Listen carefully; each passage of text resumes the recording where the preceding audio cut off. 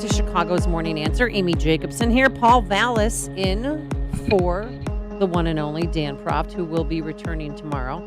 As you know, the 2-hour phone call yesterday between President Biden and President Putin about the troop buildup along the Ukrainian-Russian border. The National Security Advisor was asked, is the world a safer place now after that 2-hour meeting? Here is Mr. Sullivan. The discussion between President Biden and President Putin was direct and straightforward. There was a lot of give and take. There was no finger wagging. All I will say is that the ultimate metric for whether the world is safer or not is facts on the ground and actions taken. Let's see. And then, of course, what are the economic sanctions that they might do, or try to convince Germany not to, to shut down the Nord Stream 2 pipeline. And Ted Cruz came out with that. Well, because President Biden is obviously wrong. If you look at right now, we've got over 100,000 Russian troops that are massed on the Ukrainian border. That's Joe Biden's fault. The reason this has happened is because Joe Biden surrendered to Vladimir Putin on Nord Stream 2. For more on that, let's bring in an expert on our Turnkey.pro answer line and into our Matrix Home Solutions studio, Anatol Lieven, Senior Research Fellow on Russia and Europe at the Quincy Institute for Responsible Statecraft and journalist in Afghanistan, Pakistan, and the former USSR. Thank you, Anatol, for joining us. Appreciate it. Hello. Hello. So what exactly, in your mind, and since you've been on the ground in Russia or the former USSR, what is going on there? Well, the Russian government wants to put pressure on the West and on Ukraine to meet Russia's key demands, which are no NATO membership for Ukraine, neutrality for Ukraine, and a political settlement that would guarantee autonomy within Ukraine, but guaranteed autonomy under international protection for eastern Ukraine, the Donbass, which is being protected by Russian troops. So Russia is using this military threat as a lever. Whether the Russian government has decided actually to invade is not at all clear. I don't think that it has, and U.S. intelligence doesn't think that it has. But I think there is now a possibility that they will do so if there is no compromise, or they don't get at least some of the concessions that they're looking for. And Anatol, if they invade, they'll invade to secure the eastern part of the country, that the province that's heavily populated with ethnic Russians, right? Well, I think if they invade and are willing to accept, the very heavy economic sanctions that would result, I think that they would go much further than that. I don't think that they would annex any more of Ukraine, but I think they would occupy much bigger parts of Ukraine and then basically, try to negotiate, but from a position of armed strength. In other words, say we want a united Ukraine, but only on condition that it is neutral and federal, with built-in protections for the Russian areas. But this is quite the military, buildup along. You've got 40 armored battalions, 2,900 infantry flight vehicles, 1,000 artillery tubes, and close to 100,000 troops. This is really different than 2014, don't you think?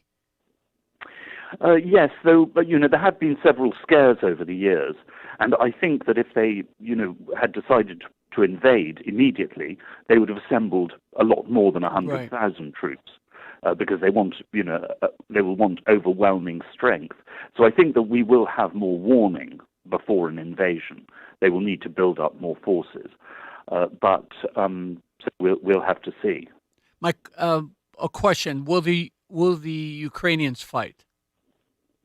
Yes, I think back in 2014, the Ukrainian army was extremely weak. It's got much stronger since then. That's one of the things that's worrying the Russians. So yes, I think the Ukrainians will fight hard, and I think that is a major deterrent for the Russians.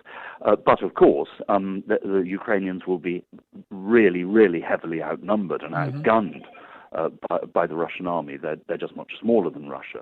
So the Russians will win, but I think if there is a war, God forbid, the Ukrainians are in a position to impose heavy costs on the Russian army. And of course, the Russian government will invade on the excuse that it wants to protect the Russian-speaking areas of eastern Ukraine. If in a war those areas get shattered by the fighting and Russian artillery and bombing, not merely will that be terrible for Russia's image in the world, but I don't think it would go down well with the Russian population either. Well, what role does this Nord Stream 2 pipeline play in all of this? Well, the Russians and many of the Germans, by the way, who have after all built the thing, want this pipeline because it will secure Russian gas supplies to Germany and Western Europe without these going through Ukraine or through Poland and therefore potentially being, interrupted. Oh, and through Belarus, by the way. The Russians don't want to be, find their gas interrupted by crisis in Belarus. So, this pipeline is in economic terms advantageous for both Western Europe and Russia. But of course, as we've heard, geopolitics come into it. But contrary to what Ted Cruz said, of course, this cuts both ways because Russia's not giving the gas for free. Russia depends on the money that Western Europe pays. And also, the threat that if Russia does invade, that is the end of Nord Stream. It is actually, it's not that Biden has given away anything. This remains, a major disincentive to a Russian attack. Yeah, and let me just make a comment. Cruz was so wrong. Cruz is trying to say that because Biden gave in on allowing the pipeline to be built, somehow that's a sign of weakness, and Biden is Putin is taking advantage of that, a moment of weakness. No. Because the pipeline is there, there's now leverage because the Russians, as Anatol has said, need that pipeline. There's an economic upside to having that pipeline, and threatening to basically, take the pipeline away is certainly a disincentive or an incentive for Russia to basically exercise restraint, right, Anatol? Exactly. And of course, Russia was providing gas, and Europe was dependent on, or is dependent on Russian gas already. That will remain. But the Russians are afraid, that if they invade, the Europeans will, at least over time, really try to move away from dependence on Russian gas, and that will leave Russia with only China as a market, and that's not a position they want to be in, because that will make Russia completely dependent on China. It will also, of course, allow the Chinese to dictate the price. Right. So, we still have, as you say, really major leverage over Russia. So what national interest is at risk for America if these two go to war? Well, if America were to go to war with Russia, then America risks military defeat because, of course, the Russians have far more troops on the ground than America has in Europe. It would risk China, of course, immediately taking advantage of this, probably to try to seize Taiwan. And in the last resort, of course, in the very, very last resort, America would risk nuclear annihilation and the end of modern civilization. Now, I don't think, Biden has not threatened to go to war with Russia. And of course, President Bush, the Republican administration, did not go to war with Russia for Georgia in 2008, and Obama did not go to war with Russia for Ukraine in 2014.